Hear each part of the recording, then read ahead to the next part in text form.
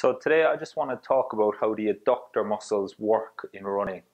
Now the adductor is quite unique in that they're involved in some capacity through all phases of gait, okay? So they tend to get quite worked and they'll always be quite tender, okay? So as your foot pushes off, so if we start with our right foot and we push off, the right adductor is lengthening, okay? So that's stretching like an elastic band. And as we go onto our left leg, that's shortening. So the left adductor shortens as the right adductor lengthens.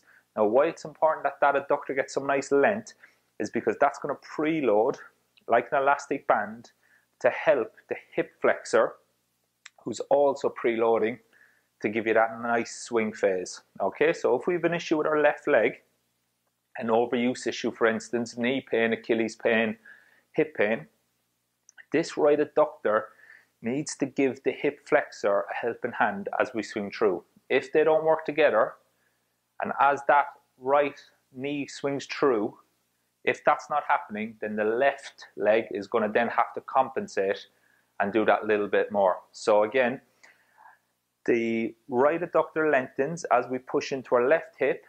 My left adductor is shortening.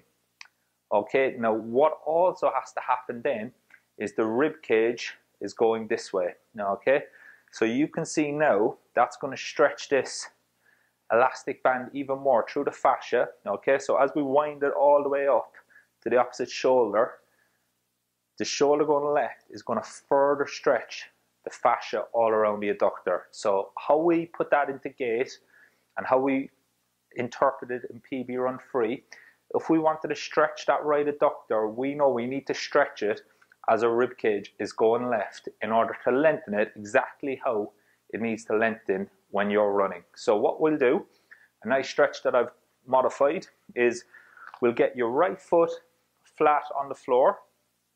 Okay, we're going to push our hips forward slightly because that's what has to happen. Our hip is in extension as our adductor lengthens when we run.